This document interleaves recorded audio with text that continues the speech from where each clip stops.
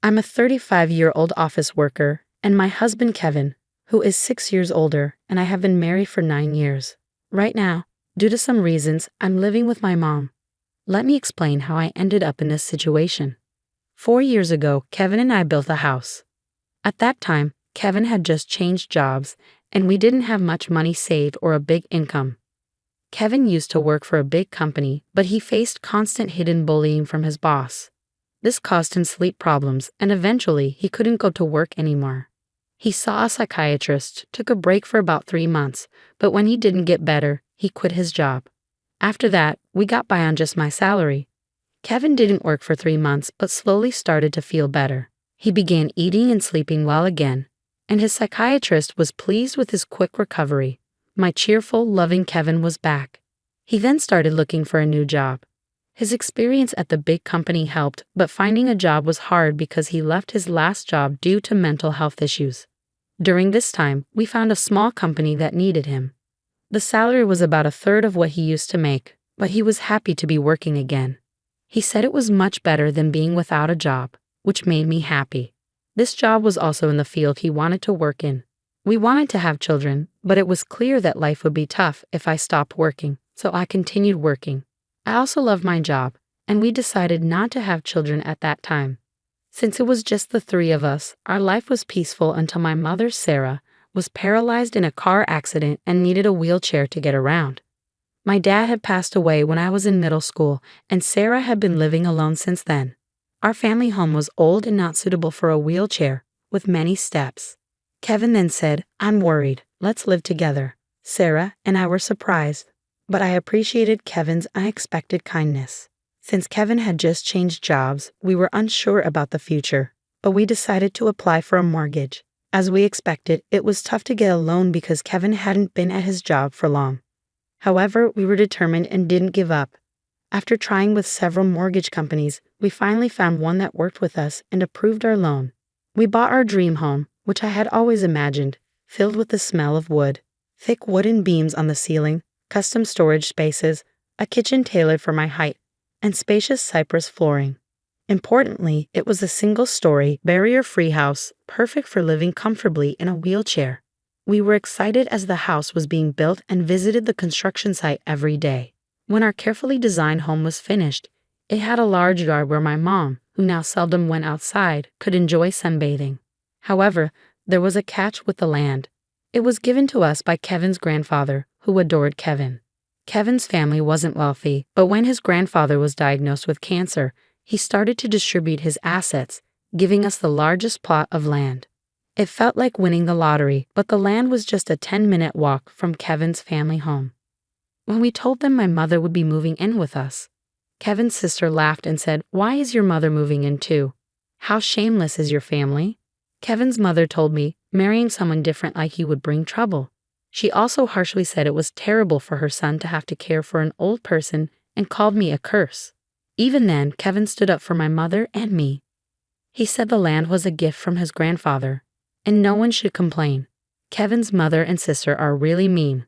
It's amazing that Kevin, who is so kind, comes from that family. He's like a beautiful flower that grew out of mud.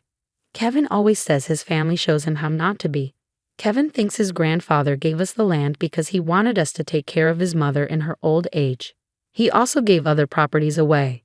Kevin's sister got a parking lot that's a 10-minute walk from their home. It's smaller than our land but makes good money from parking fees. Honestly, I would have preferred that, but a gift is still a gift, and we are thankful. Thanks to my grandfather-in-law, we could build our house without paying for the land and used it to help get a loan. When the house was finished, we invited Kevin's mother and sister's family over. The builders told us they had visited the house several times without asking us. They showed up late without apologizing and said, "This is kind of like Grandpa's house, so it's like our house too." Kevin's sister came in with muddy shoes and said the house smelled nice and didn't need air fresheners. She and her husband walked around with muddy shoes, ignoring the slippers we offered. When I suggested they use slippers, she laughed and said it was too much trouble and we could just clean the floor. The visit was uncomfortable from the start, and they didn't bring anything with them. When they saw my mother's room, which is spacious and sunny, Kevin's mother said she would like that room. My mother's room is like a duplex with its own kitchen, almost a second living space. "I want to live here," said my mother-in-law during the third point of her conversation. She then told my mother, "You were lucky to have that accident, weren't you? Thanks to being paralyzed, you moved from that old shack to this nice house. Isn't that a lucky turn of events?" My mother said nothing but looked very sad. I was really angry inside, but before I could say anything, Kevin spoke up. "What'd you just say? There are things you should and shouldn't say. It makes me question your humanity. I can't even believe you're part of my family. You're the worst. Apologize now," Kevin demanded firmly. Whether they were amused or not, my mother and sister-in-law glared at me. Then my sister-in-law angrily asked Kevin, "What's this all about?" "It's a total turnoff. It's not cool to invite people over and then be rude to them just because you built the house. You think you can act superior." The mother-in-law chimed in, "My son messed up by marrying you. You're a jinx." Kevin didn't stay silent. "Enough is enough. This mess started because of your rude comments. You said the accident was a good thing and called my wife a jinx. I will not forgive that." The mother and sister-in-law looked frustrated by Kevin's strong response. Then my mother, who had been watching everything, said with regret, "It's okay. I am here because of the accident, and it's true I moved from a rundown house to this beautiful one. Your son has always been kind to me. Thank you." Perhaps feeling guilty, the mother and sister-in-law left, giving me a nasty look. My mother then apologized to Kevin. "I'm sorry if I upset your mother and sister. I'm sorry for ruining the mood at our housewarming party." Kevin responded, "No, I should be the one apologizing. It's embarrassing how they lack decency. I'm really sorry, but I am happy to be living with you. Please understand that." With that, my mother started to tear up. Since we live near Kevin's parents' house, the neighbors all know us well. They've known Kevin since he was a child and are very kind to us. 4 months have passed since that day. We were finally settling into our new home, and my mother started to smile more. When I received an unexpected call from home while I was at work, it surprised me. We rarely get calls from home, so it surprised me. My bad feeling was right. My mom, sounding very upset, called to tell me something awful. Kevin had collapsed at work. I was shocked and spoke to my right away. Then I rushed to the hospital. On the way, I tried to stay calm by imagining that Kevin would be okay. When I got there, joking around like always. But when I arrived, it was a shock to see him with so many tubes attached to him. We had plans to go to a movie that weekend. The doctor told me Kevin was in critical condition and might not wake up. I felt like I was in a movie. I couldn't even cry. Despite my prayers, Kevin passed away at the hospital. My shock continued as my mother and sister-in-law arrived when they heard Kevin had died.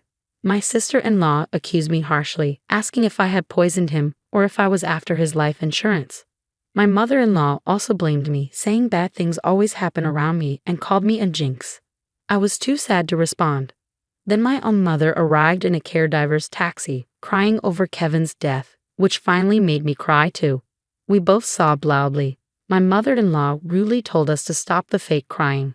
She said Kevin had changed because of me and that she didn't want to see us ever again. Then she left the hospital. A funeral director came to organize Kevin's funeral, and we went to the funeral home.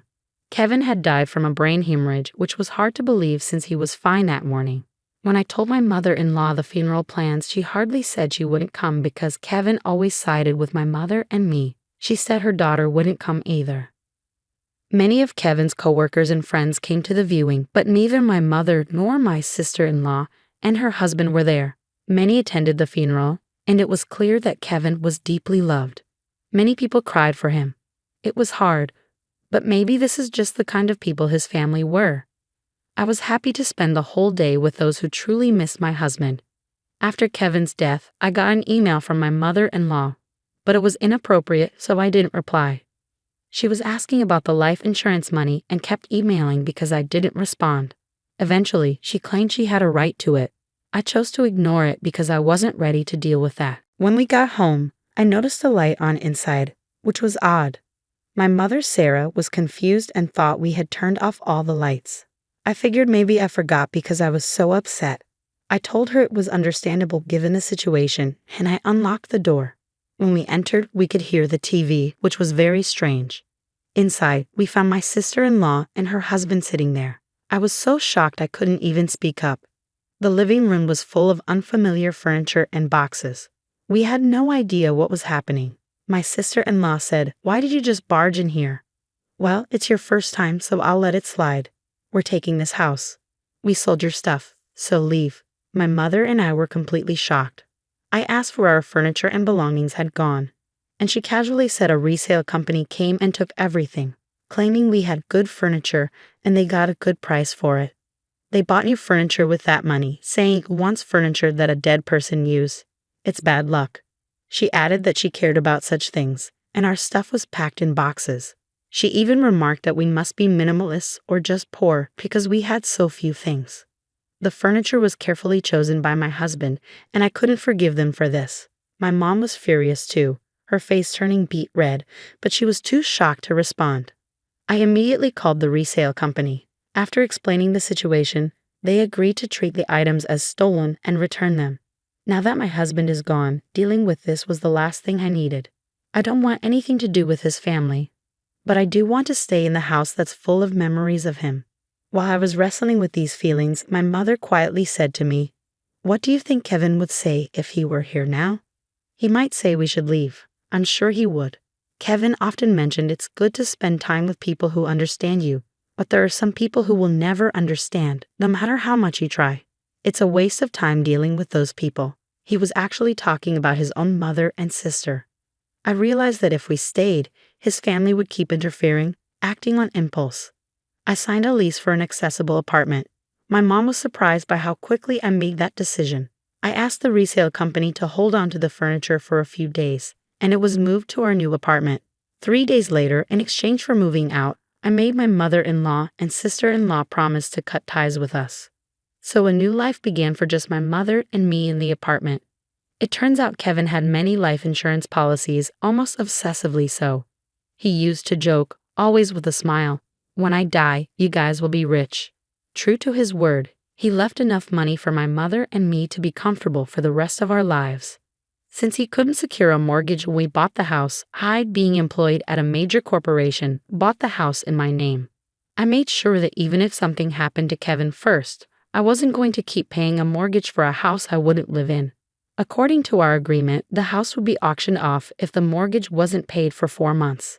Time flew by, and 4 months passed quickly. Then I started receiving a lot of calls from my sister-in-law Emily and my mother-in-law Maria.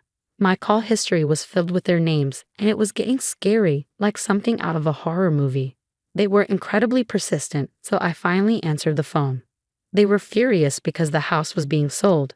Apparently, when they tried to return to the house, they found out they couldn't get in because of a seizure notice. Emily and her husband had moved out of their apartment since Kevin passed away, and Emily had also quit her job. I suggested they move back into their parents' house since they were panicking about suddenly being homeless.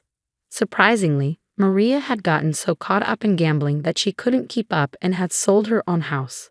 It turns out they had been living together for the past 5 months.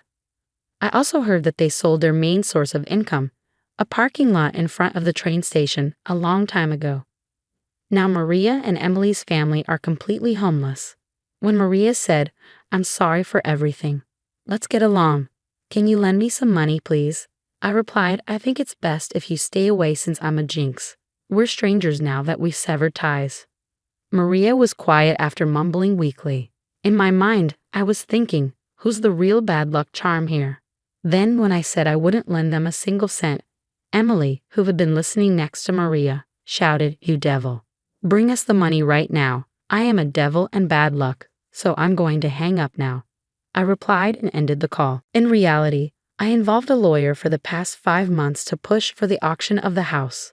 I thought it was an unusual case, but apparently, it's not that uncommon.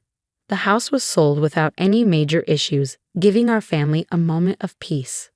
We plan to find a new home with the money Kevin left us. Since it's just my mother and me, we don't need a big house.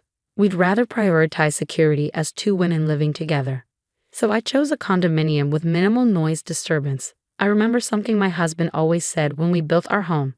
People can get energy from the sun, so let's create a place where the mother-in-law can enjoy her hobby of reading in the garden without feeling self-conscious. With those words, he had made a spacious courtyard for her. It's heartening to hear that you found a condominium with a spacious balcony where your mother-in-law can enjoy her coffee and reading. While the new place may be smaller than your previous home, it's comforting to know that you're able to keep some of the furniture your husband likely chose. The sale of the house, which was on the expansive land gifted by Kevin's grandfather, fetched more than expected, providing a solid financial foundation for your family's future. The decision to invest in a luxurious condominium with top-notch security features is a testament to your late husband's cautious nature, and it undoubtedly brings you a sense of peace in the wake of the tumultuous events involving your in-laws. Since Kevin's passing, life has taken a dramatic turn, and navigating the fallout from his family's actions has been emotionally draining. Following the auction of the house, Maria and Emily found themselves without a place to live and ended up in public housing. Despite their efforts to secure financial assistance, they've resorted to disruptive behaviors, such as hosting barbecues on their small balcony, which have left the community incredulous. These actions, coupled with frequent loud arguments, highlight their disregard for others' comfort and the challenges they face in adjusting to their new circumstances. With Emily's husband having left, she and Maria are now facing these challenges on their own. It's a difficult situation, but it's clear that you've made the right choice in prioritizing your own peace and security as you move forward with your mother in your new home. Your reflections are deeply poignant and resonate with a sense of closure and determination to move forward. The stark contrast between the peaceful sanctuary you've created with your mother and the turmoil your former family is experiencing serves as a powerful reminder of the consequences of one's actions. It's evident that you found solace in creating a tranquil haven where you and your mother can feel safe and secure, free from drama and disruptions.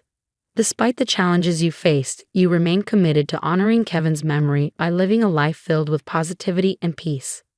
Your decision to focus on living authentically and compassionately reflects a deep understanding of what truly matters in life. As you navigate this new chapter, guided by Kevin's spirit of kindness and resilience, you're determined to live in a way that would make him proud. Your journey of resilience, growth, and honoring Kevin's legacy serves as an inspiration to cherish the moments of silence, savor the memories, and embrace the beauty of living well. As you continue on this path, may you find comfort and strength in the love and laughter you shared with Kevin, and may your chosen sanctuary continue to be a source of peace and joy in your life.